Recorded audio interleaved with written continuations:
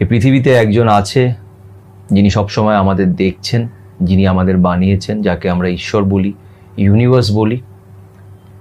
যদি সেটা থেকে থাকে, যে তোমার তার উপরে বিশ্বাস থেকে থাকে, তাহলে তোমাকে এটাও বিশ্বাস করতে হবে যে ইয়েস, সোলমেটস হয়, টুইন ফ্লেম কানেকশনস হয়, সোল কানেকশনস হয়।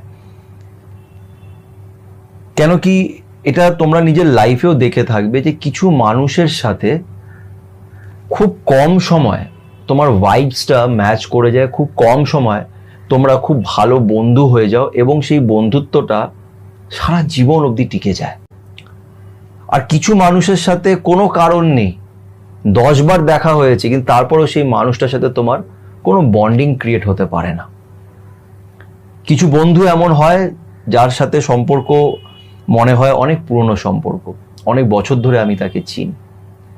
এবার বিষয়টা হচ্ছে এখানেই যে সোলমেটস এমন নয় যে শুধু একটা মানুষই তোমার জীবনে সোলমেট হবে।